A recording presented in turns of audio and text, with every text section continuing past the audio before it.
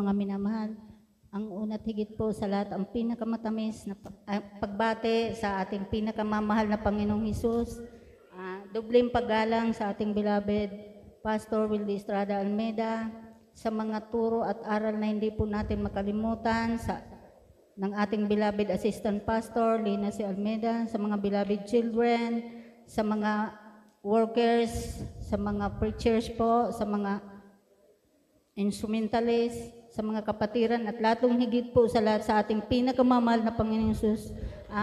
Lubos po akong nagpapasalamat sa mahal na Panginoon sa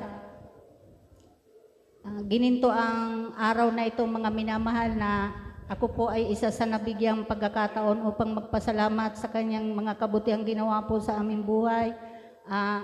Pinapasalamatan ko po ang mahal na Panginoong Hesus sa mga pag-iingat at paggabay niya po sa amin, sa aking mga anak, mga minamahal, na minsan mga minamahal, malalayo po yung napupuntahan nila. Kaya aking pong pinapasalamatan sa mahal na Panginoon ang pag-iingat po ng mahal na Panginoon. Hallelujah.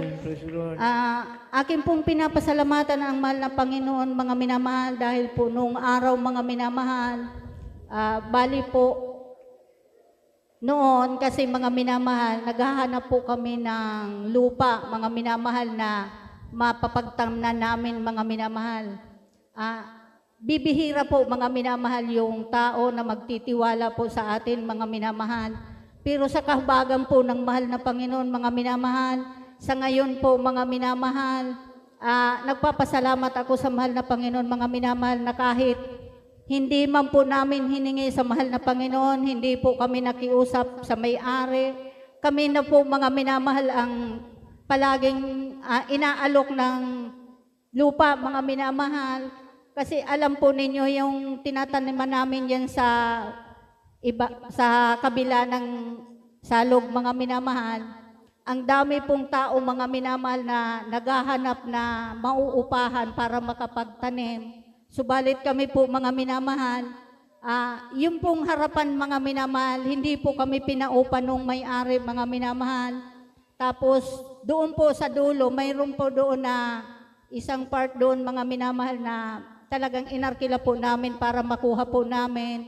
Tapos yung katabi, mga minamahal, bali po walang tanim, mga minamahal. Ngayon, sabi po ng may-ari, taniman uli namin, hindi na po kami mag-aarkila. Kaya akin pong pinapasalamatan yan sa mahal na Panginoon. Hallelujah. Bali po nung isang araw, mga minamahal, hindi po pala nung isang linggo, mga minamahal, mayroon na uli na tao, mga minamahal, na nag-alok sa amin, mga minamahal, na kung gusto raw po namin ng yung taniman ng palay, mga minamahal, yung may tubigan, mga minamahal, bali po, binilin doon sa manugang ko, mga minamahal, nagsabi po sa amin na kung gusto raw po namin na magtanim ng palay, bisitahin daw po namin. Hindi pa po naman kami nag-oo kasi iniisip po namin na baka, sabi ko, baka mahadlangan tayo ng ganito, ganyan. Pag-isipan muna namin. Kaya hanggang po sa ngayon, mga minamahal, hindi po namin pinupuntahan yon. Kwininto ko po doon sa dalawa kong anak, mga minamahal, sabi ko, ano kaya kung kunin natin yung taniman ng palay?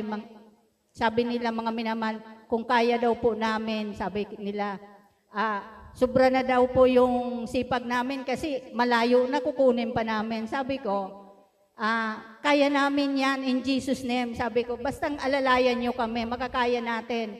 Sapagkat hindi lang naman sa atin yan, sabi kong ganun, mga minamahal. Kaya wala pong naimik sila sa amin, mga minamahal. Kaya akin pong pinapasalamatan yan sa mahal na Panginoon, mga minamahal. Kasi po, mga minamahal, bihira po ang tao na magtitiwala sa kapwa-tao, mga minamahal, lalo sa panahon ngayon, mga minamahal.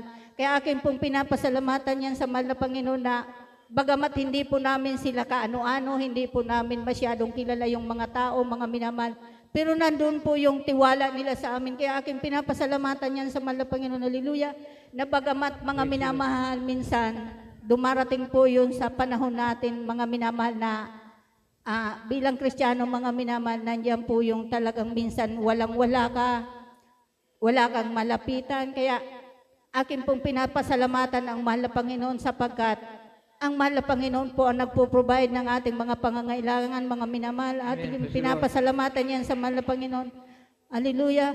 At pinapasalamatan ko rin po mga minamahal sa mahal na Panginoon yung pag-aaral ng dalawa kong anak, mga minamahal. Kasi kung saganang amin mga minamahal, wala naman po kaming kakayahan mga minamahal upang makapagpaaral ng kolehiyo mga minamahal. Kaya akin pong pinapasalamatan yan sa mahal na Panginoon mga minamahal kasi mga minamahal, yung mga pangangailangan nila mahal na ng aking mga kapatid, mga minamahal, ay mga anak, bali, provide po yan ng mahal na Panginoon. Kaya aking pinapasalamatan yan sa mahal na Panginoon. Hallelujah. Kaya malapit na pong mag-graduate yung isa kong anak, mga minamahal, dahil sa kahabagan ng mahal na Panginoon. Kaya aking pong pinapasalamatan yan sa mahal na Panginoon. Maging sa panahon ito, mga minamahal, na talagang kami po, mga minamahal, medyo nabibisi doon sa aming taniman, mga minamahal, kasi yung tanim namin, mga minamahal, sa panahon ito, mga minamahal, talagang malapit na po siyang anihin, mga minamahal, kaya kailangan na po namin magbantay, mga minamahal. Minsan, mga minamahal, ganitong gawain, mga minamahal natin, may mga pumupunta doon tao, mga minamahal, pero nandiyan po ang pag-iingat ng mahal na Panginoon. Kaya aking pinapasalamatan yan sa mahal na Panginoon. Hallelujah. Kasi po, mga minamahal, pag oras ng gawain, iniiwan po namin yan, mga minamahal. Wala pong bantay, wala pong taon mabibili na namin. Kaya aking pong pinapasalamatan yan sa mahal na Panginoon. Kasi pag pinupuntahan po namin, mga minamahal, nandoon pa rin po yung binabantayan namin pananim, mga minamahal. Kaya akin pong pinapasalamatan sa mahal na Panginoon ang mga pag-iingat, paggabay niya po, pag-provide ng aming pangangailangan. Kaya ang lahat po ng kapurihan, kapasalamatan, tanging sa mahal na Panginoon, Jesus po lamang.